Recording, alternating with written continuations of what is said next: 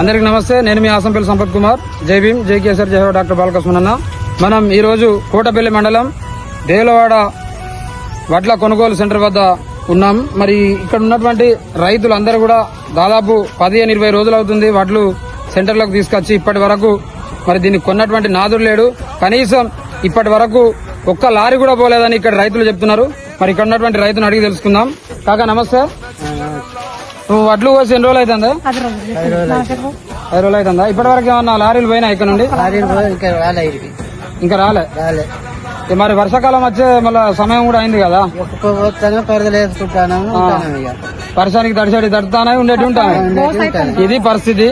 మరి రైతులు కల్లాల కాడ మరి 106 కాలాలు కష్టపడి పండించినటువంటి పంటను కనీసం కొనుగోలు చేయలేనటువంటి పరిస్థితిలో, అసమర్థ స్థితిలో ఈ యొక్క రాష్ట్ర సర్కారు ఉన్నది. మరీ ముఖ్యంగా మన చెన్నూరు నియోజకవర్గంలోని మంత్రిగా వ్యవహరిస్తున్నటువంటి మంత్రి వివేక్ గారు కనీసం ఇప్పటికీ ఈ యొక్క రైతుల పక్షాన కనీసం ఏ మాత్రం కూడా అధికారుల పైన చర్య తీసుకోకుండా మరి ఇప్పటికీ కనీసం ఒక్క లారీ కూడా పంపించకుండా ఇంత కాలయాపన చేస్తుందంటే ఈ రైతుల పైన ఈ యొక్క మంత్రి గారికి ఏ విధమైనటువంటి చిత్తశుద్ధి ఉందో, ఏ విధమైనటువంటి చిన్న చూపు ఉందో అర్థమవుతుంది. కాబట్టి మరి గతంలో చూసుకుంటే ఇక్కడ ఇదే 2022లో మరి మాజీ శాసనసభ్యులుగా ఉన్నటువంటి డాక్టర్ బాలకృష్ణన్న గారు ఈ మే 10-15 తారీఖు కల్లా 107 సెంటర్లు పెట్టి చెన్నూరు నియోజకవర్గంలో ప్రతి సెంటర్ లో దాదాపు 70-75% వడ్లను ప్రొక్యూర్ చేయించినటువంటి ఘనత డాక్టర్ బాలకృష్ణన్న గారిది. ఆ రోజు మరి 70-75% ఈ 10-15 తారీఖు కల్లా పూర్తి చేసి మరి తన తండ్రి గారు హాస్పిటల్లో మరి వెంటిలేటర్ పైన చావు బతుకుల్లో ఉన్నప్పటికీ కూడా మరి వెంటనే మంచిర్యాల కేంద్రానికి వచ్చి కలెక్టర్ గారితో మాట్లాడి తదితర సంబంధిత వ్యవసాయ అధికారులతో మాట్లాడి వెంటనే మరి చెన్నూరు నియోజకవర్గంలో ఉన్నటువంటి అదే విధంగా మంచిర్యాల జిల్లాలో ఉన్నటువంటి వడ్లను అన్నింటిని కూడా కొనుగోలు చేయాలి. మరి రైతుల కళ్లలో మరి సంతోషాన్ని చూడాలంటే ప్రతి గింజ కూడా కొనుగోలు చేయాలనేటువంటి ఆదేశాలు జారీ చేయడంతో మరి అక్కడ ఉన్నటువంటి కలెక్టర్ గారు అదే విధంగా అధికారులు స్పందించి వెంటనే మరి ఇక్కడ ఉన్నటువంటి ప్రతి ఒక్క ధాన్యాన్ని కొనుగోలు చేయడం జరిగింది. అంతేకాకుండా దాదాపుగా 75,000 మెట్రిక్ టన్ల వరి ధాన్యాన్ని చెన్నూరు నియోజకవర్గంలో కొనుగోలు చేసి మరి ఆ రోజు రైతుల కళ్లలో సంతోషం చూసినటువంటి బాలకృష్ణన్న గారు మరి తాను వెంటనే అక్కడ ఇందార మిక్స్ రోడ్ వద్ద నిలబడి లారీలు లేకపోతే లారీలు తక్కువ ఉంటే మరి అక్కడ ఉన్నటువంటి ఇసుక లారీలను వడ్ల కేంద్రాల వద్దకు పంపించి వడ్లు ఉన్నటువంటి ఘనత ఆనాడు డాక్టర్ బాలకృష్ణన్న గారిది. కానీ ఈ రోజు మంత్రి గారు ఎక్కడో ఉండి మరి కార్లలో తిరుగుతూ మీరేం బాధపడకండి అని తీయటి మాటలు చెప్తూ మరి వడ్లు నష్టపోతే మేము నష్టపరిహారం ఇద్దామని ఎక్కడో ఉండి చెప్తూ వడ్ల సెంటర్ల దగ్గరికి కూడా ఇప్పటి వరకు రావడం లేదు. అంటే ఈ మంత్రి గారి మాటలు చూస్తుంటే నిజంగా ఒక సామెత గుర్తుకొస్తుంది, తీయటి మాటలకు తీర్థం పోతే నువ్వు గుళ్ళే నేను సల్లి అన్నట్టు ఈ మంత్రి గారి మాటలు కూడా రైతు విషయంలో అదే విధంగా ఉన్నాయని ఈ రోజు స్పష్టమైంది. ఎందుకంటే మంత్రి గారు సెంటర్ల దగ్గర రావడం లేదు, రైతులను పరామర్శించడం లేదు.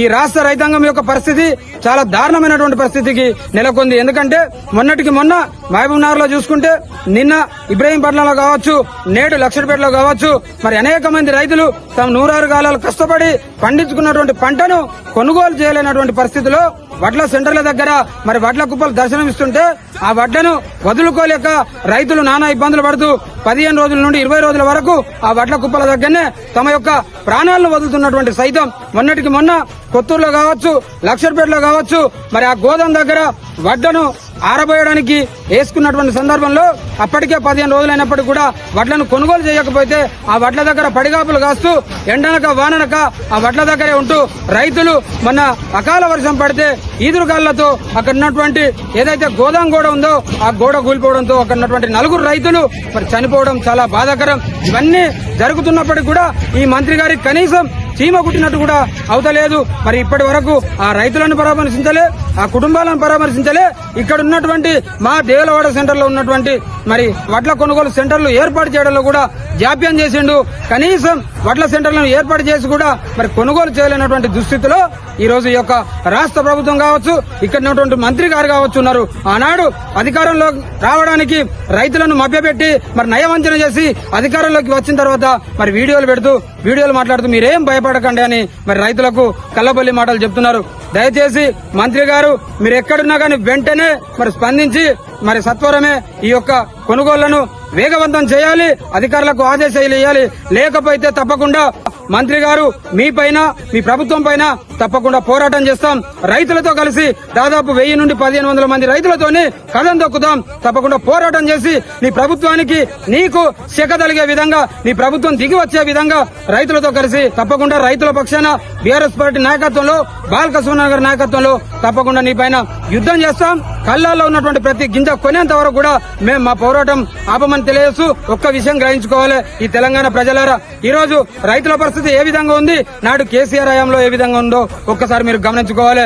ఈ రోజు రైతుల యొక్క పరిస్థితి దినదిన గండం నిత్యనూరెలు అనే విధంగా మారింది. ఆనాడు కేసీఆర్ గారు మరి అధికారంలో ఉన్నప్పుడు రైతులకు ఎలాంటి ఇబ్బంది లేకుండా మరి కడుపు నిండా కరెంట్ ఇచ్చి పుష్కలమైనటువంటి నీరు అందించి మరి దాదాపు 7,000 కొనుగోలు సెంటర్లను ఏర్పాటు చేసి రైతులు కరోనా కష్టకాలంలో కూడా బయటకు వెళ్లొద్దన్నటువంటి గొప్ప ఉద్దేశంతోనే రైతును రాజుగా చేయడానికి, రైతు నడిమిట్లో కాలు మీద కాలేసుకొని కూర్చుంటే తమ పంట అమ్ముడుపోయే విధంగా చర్యలు తీసుకొని మరి ఈ రోజు కరువు నేలైనటువంటి మరి మహబూబ్నగర్ జిల్లాలో కూడా వరిని పండించి కాసుల జిల్లాగా మార్చినటువంటి ఘనత మరి కేసీఆర్ గారిది. ఆనాడు రైతు నడిమిట్లో కూర్చుంటే పంట అమ్ముడుపోయినటువంటి పరిస్థితి. కానీ నేడు ఈ యొక్క రేవంత్ రెడ్డి పాలనలో, ఈ యొక్క రైతు వ్యతిరేక పాలనలో, ఈ యొక్క కర్కశత్వ కాంగ్రెస్ పాలనలో రైతులు తాము నూరారుగాలు పండించి మరి తమ యొక్క నెత్తుడిని చెమటలాగా మార్చుకొని రైతులు పండించినటువంటి పంటను అమ్ముకోవాలంటే ఇవాళ అధికారుల యొక్క కాళ్లు మొక్కే పరిస్థితికి ఈ యొక్క రాష్ట్ర ప్రభుత్వం రైతులను తీసుకొచ్చిందంటే ఈ యొక్క కాంగ్రెస్ ప్రభుత్వానికి ప్రజలు మరి రానున్నటువంటి రోజుల్లో తప్పకుండా పెద్ద మొత్తంలో మరి బుద్ధి చెప్పేటువంటి రోజులు దగ్గరలో హెచ్చరిస్తూ ఇప్పటికైనా మంత్రి గారు, ముఖ్యమంత్రి గారు వెంటనే స్పందించి ఈ యొక్క రైతుల యొక్క ప్రతి గింజను కొనుగోలు చేయాలి. లేదంటే మాత్రం తప్పకుండా ఈ మంత్రి గారికి, ఈ యొక్క ముఖ్యమంత్రికి శంకరగిరి మాన్యాలు ఈ రైతులు చూపిస్తారని తెలియజేస్తూ జై తెలంగాణ.